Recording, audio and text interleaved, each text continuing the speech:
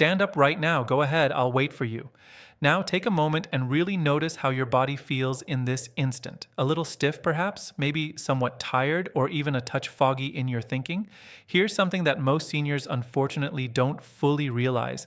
That sense of mental dullness you might be experiencing, along with those occasional slips in memory, may not actually be just a normal part of aging after all. According to reliable data from the National Institute on Aging, close to 50% of adults over the age of 65 report dealing with chronic sleep difficulties of one kind or another. Yet, remarkably, more than 60% of those same individuals tend to view these sleep troubles as either harmless or simply an unavoidable consequence of growing older. Here's the truly shocking truth behind it. Most of these persistent sleep issues are quietly chipping away at the health of your brain, doing so without causing any noticeable pain, without sending clear and obvious warning signals, and often without you even being aware that the process is underway. What if I told you right now that the single biggest hidden factor quietly damaging your brain health isn't excessive sugar intake, isn't chronic daily stress, and isn't even primarily your genetic background, but rather something far more simple and everyday: your actual sleep habits and routines? I'm Dr. Naim, and after more than 20 years dedicated to studying the connections between sleep patterns and brain health in seniors, I've observed this very same troubling pattern repeating itself countless times in my clinical practice. Time and again, seniors arrive at my office fully convinced that their increasing memory slips, their growing irritability, or their emerging sense of confusion are simply inevitable and unavoidable aspects of getting older. But in a surprisingly large number of cases, the true underlying culprit turns out to be something much more manageable and correctable, specifically the way they have been sleeping or failing to sleep properly at night. What the majority of people have long been told about sleep is, unfortunately, fundamentally incomplete and misses some of the most important details. It isn't solely about the raw number of hours you manage to spend lying in bed each night. Sleep represents the single most critical daily period during which your brain actively performs essential maintenance tasks. It clears out accumulated harmful waste products, firmly locks in and strengthens new memories you formed during the day, carries out repairs to damaged nerve connections, and effectively resets your emotional balance and stability. Whenever sleep becomes consistently disrupted or poor in quality, the brain is almost always the very first organ to begin displaying the resulting damage and decline. Over the course of the next 25 minutes or so, I'm going to carefully walk you through the 5 most common but often overlooked sleep habits that are silently and gradually harming the brains of so many seniors today. More importantly, I'll also share the straightforward, highly practical adjustments you can start making immediately to help protect your memory, sharpen your daily focus and concentration, and better support your overall emotional well-being and stability.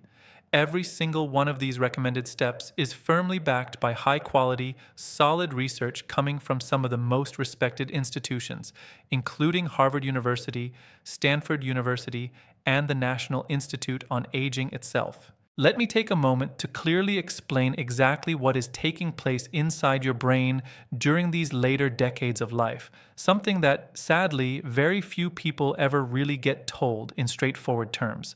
Once you enter your 60s and 70s, your circadian rhythm, that internal biological clock responsible for carefully regulating memory function, focus and attention, and emotional regulation, naturally begins to lose a good deal of its earlier flexibility and precision. Try to picture it this way.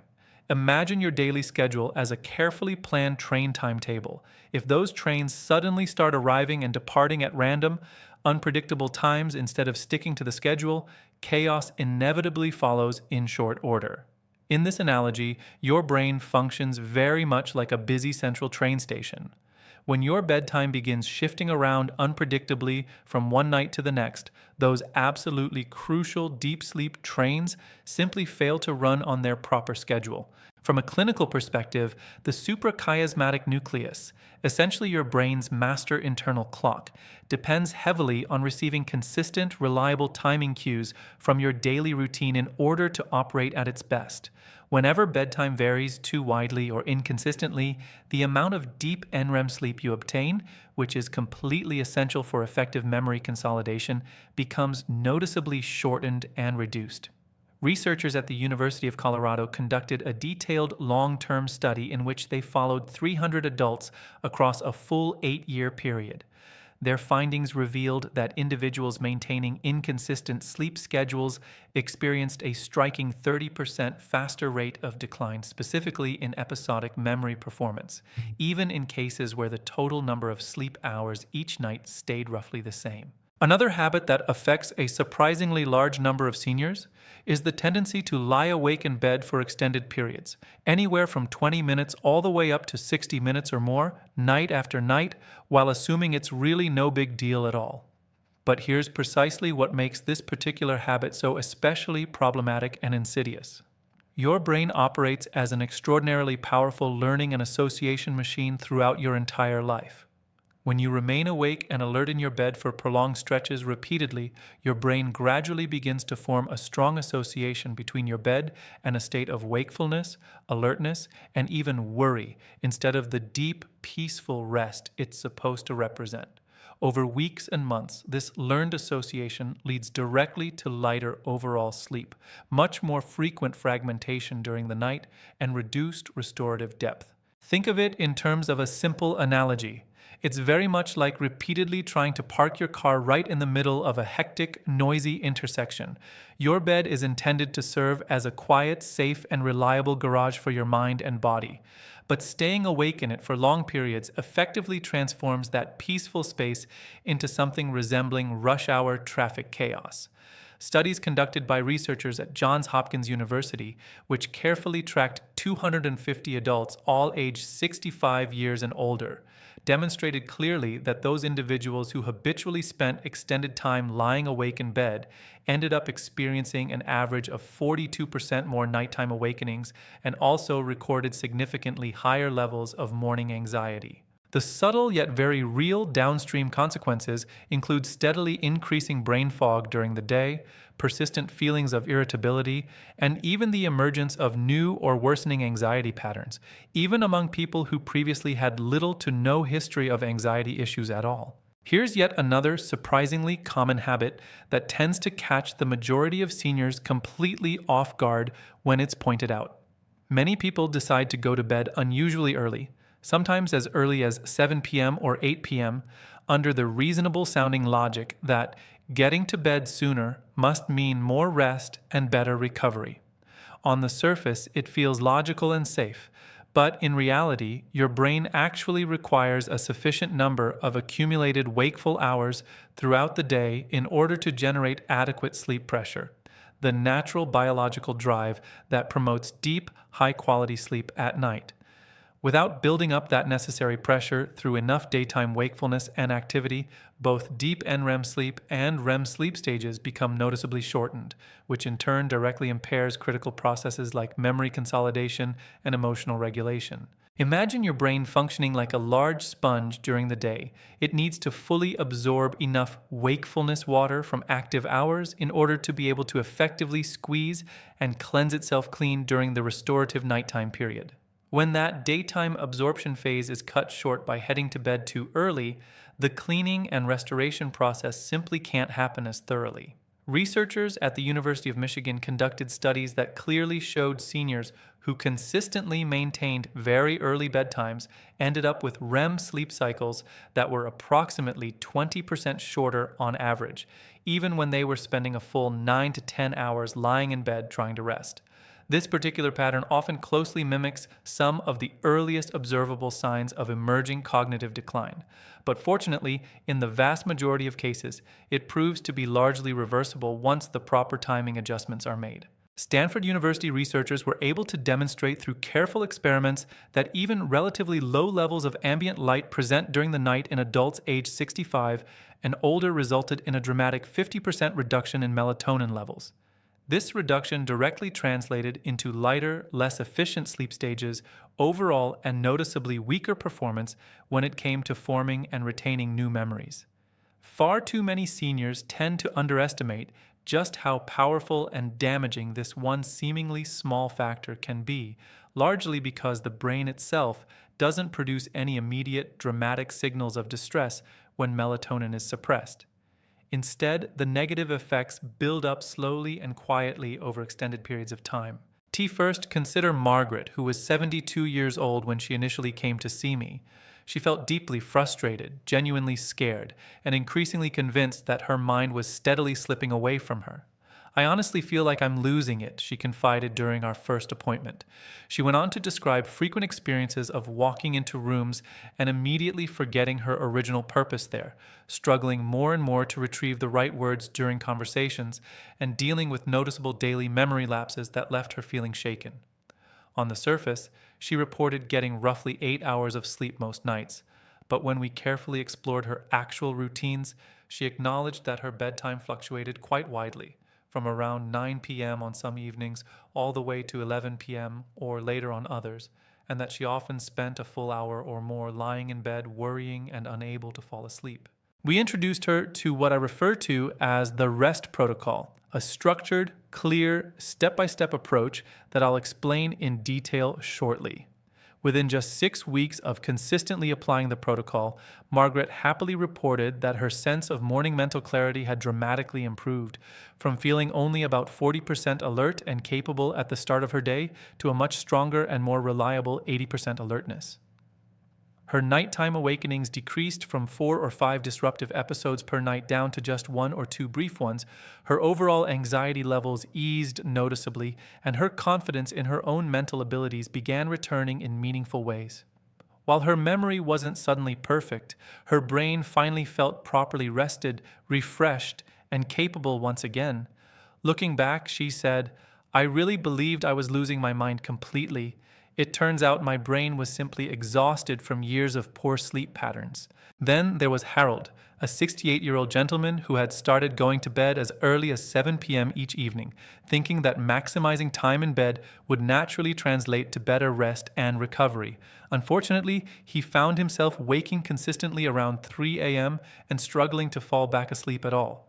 Formal memory testing at the time revealed mild but measurable declines in his short-term recall abilities. He had also been relying on a low-dose sleep medication nightly for several years already. After we worked together to establish a fixed, consistent wake-up time each morning, significantly reduced his exposure to nighttime light sources, and gradually shifted his bedtime later in small increments, Harold's tracked deep sleep percentage increased by an impressive 35% according to his wearable sleep monitor. Within 8 weeks, his word recall performance on standard tests improved from 15 correct out of 20 items to a strong 19 out of 20. The persistent morning brain fog that had been plaguing him completely lifted, and his overall daytime mood became noticeably more stable and even-keeled. The REST protocol successfully helped restore his brain's natural repair and recovery rhythms. These kinds of outcomes are far from rare or exceptional. Over the years, I've seen hundreds of seniors achieve similar, objectively measurable improvements in cognitive function once their problematic sleep habits were systematically addressed. The protocol I'm about to outline has reliably produced noticeable gains in brain performance in as little as 4 to 6 weeks for the majority of those who follow it consistently. Now let's move into the practical heart of the matter, the exact protocol I personally use with my patients day in and day out. I've named it the REST protocol, where each letter stands for a key pillar: rhythm, education, though here we'll focus on the actionable parts, stimulus control, and timing. The first and perhaps most foundational element is rhythm, specifically anchoring your wake-up time as firmly and consistently as possible. Make the commitment to wake up at exactly the same time every single morning, no matter how poorly you may have slept the night before. This single powerful habit works to stabilize your circadian clock and gradually builds stronger, healthier natural sleep pressure as the day progresses. It sends a clear, unmistakable signal to your brain about when nighttime rest should properly begin. Research conducted at Harvard University has demonstrated that maintaining highly consistent wake times can increase the amount of deep sleep you obtain by as much as 30% within a surprisingly short period of just 2 weeks. The next key pillar is stimulus control. If you happen to find yourself lying awake in bed for longer than 20 to 30 minutes during the night and sleep still isn't coming, get up out of bed gently and calmly. Keep all lights very low and dim, and choose to do something truly boring and completely non-stimulating, such as reading a few pages from a dull book you don't particularly care about or listening to calm, quiet audio that doesn't engage your mind. The goal here is to gently but firmly retrain your brain to form a strong, positive association between your bed and the states of rest and sleep, rather than wakefulness, rumination, or worry. Research from Johns Hopkins University has shown that consistently applying this straightforward technique can reduce the frequency of nighttime awakenings by an average of 42% among seniors within just 6 weeks of regular practice. Moving on to timing, aim to establish an ideal bedtime window somewhere between 9:30 p.m. and 10:30 p.m. for most people in their senior years. If your current bedtime happens to be considerably earlier than that range, work on gradually shifting it later by small increments, about 15 minutes every few nights, until you reach a more optimal position. This careful adjustment allows your brain to accumulate sufficient sleep pressure, which in turn supports longer and more robust periods of both deep NREM and REM sleep, directly enhancing memory consolidation and emotional processing. Data from the University of Michigan clearly indicated that seniors who successfully optimized their bedtime timing in this manner showed measurable improvements of 15 to 20% on standard cognitive performance tests after only 4 weeks of consistency. Finally, take deliberate steps to limit all sources of nighttime light exposure and thoughtfully evaluate any ongoing use of sleep medications in consultation with your personal physician. After sunset, switch exclusively to dim, warm-toned lighting throughout your home and make a firm rule to avoid screens, phones, tablets, computers, or televisions for at least an hour, ideally longer, before bedtime. Protecting and preserving your body's natural melatonin production is essential for achieving deeper, more restorative sleep and supporting effective memory repair processes overnight. Even relatively modest but consistent changes in these areas can produce surprisingly meaningful and lasting positive differences in how your brain functions day to day. Once you reach week 4 and continue beyond, deep and REM sleep stages tend to become far more consistent and reliable night after night. You naturally find yourself relying less heavily on daytime naps, and your overall mental clarity begins to feel solidly restored and dependable. This entire progression isn't merely a series of small, incremental tweaks. It functions much more like a gentle yet profoundly powerful reboot for your aging brain.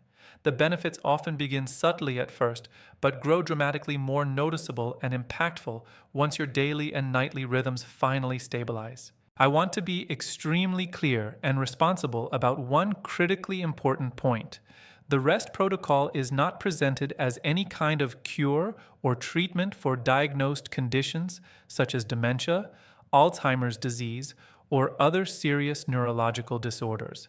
Under no circumstances should you ever discontinue or alter any prescribed medications without first discussing the changes thoroughly with your treating physician. If you live with conditions such as diagnosed sleep apnea, significant heart-related issues, or clinical depression, please make sure to consult your doctor before implementing any substantial adjustments to your sleep routines. The safest and most effective approach is always to start slowly and gently. Begin by locking in that consistent wake-up time, then gradually adjust your target bedtime, and only later layer in stimulus control techniques and stricter light management practices. Your body and brain adapt far more comfortably and sustainably to gradual shifts rather than sudden overhauls. These recommended changes remain safe, very low risk overall, and are strongly supported by a growing body of scientific evidence demonstrating genuine, measurable benefits for brain health. Here is my personal challenge to each of you watching or reading today. Pick just one single element from the REST protocol, whether that means committing to a rock-solid fixed wake-up time every morning, carefully adjusting your bedtime window, becoming more intentional about managing light exposure after dark, or diligently practicing stimulus control when you can't fall asleep, and stick with that one chosen change consistently for the next full 30 days. As you go through those weeks, take a moment each day to briefly track and note how your mental clarity, your mood, and your memory feel compared to before. Then, when the 30 days are complete, please come back to this video or post and leave a comment sharing your honest experience and what differences, if any, you noticed. Your personal stories have the power to encourage and inspire others who may be in similar situations, and they help build real accountability within this community. Your brain has faithfully carried you through decades of life's many joys, challenges, triumphs, and hardships. It truly deserves far better than to be casually dismissed or written off as just getting older. The encouraging reality is that you really can take meaningful steps to support sharper memory function, clearer daily focus, and more steady emotional balance, all simply by making thoughtful, evidence-based improvements to your sleep habits. Next week, I'll return with a brand new discussion titled The Surprising Daily Habit That Reverses Brain Fog in Seniors. I can promise you that at least one key tip in that upcoming video will genuinely challenge something you currently believe about how to best maintain and protect your cognitive health as you age. If you've stayed with me and made it all the way through to the very end of this script, please show it by typing the phrase "brain restored" in the comments section below. And one last time, stand up once more if you can. Notice again how your body feels right now, perhaps still carrying a bit of stiffness, tiredness, or that familiar mental fog. That dullness you're sensing might not actually be an inevitable sign of just aging after all. As we've covered, nearly half of all adults over 65 contend with some form of chronic sleep difficulty. Yet more than 60% continue to assume those issues are either harmless or simply unavoidable with advancing years. The truth that far too many people continue to overlook is this: poor or disrupted sleep habits, not excessive sugar consumption, not ongoing chronic stress, and not solely genetics, are quietly influencing and impairing your brain function every single day, often without any pain or obvious immediate warnings. After dedicating more than 20 years specifically to senior brain health and sleep science, I've witnessed this exact same pattern repeating itself over and over again in practice. Memory lapses, increased irritability, and growing confusion very frequently trace their origins back to underlying sleep disruptions rather than to pure, unavoidable aging processes. Sleep is so much more than merely the hours spent in bed. It serves as the vital nightly window during which your brain clears out toxic metabolic waste, consolidates and strengthens the day's memories, repairs essential neural connections, and resets your emotional equilibrium for the days ahead. When sleep quality consistently falters, your brain inevitably feels the consequences first and most directly. Thank you sincerely for taking the time to watch or read all the way through. Please feel free to drop your age in the comments, type foggy if that word resonates with your current experience, or simply write "I'm in" if you're ready to start making at least one small change. Protecting and improving your sleep really is one of the kindest, most powerful things you can do for the long-term health of your mind. I truly appreciate you being here, and I look forward to hearing from you soon.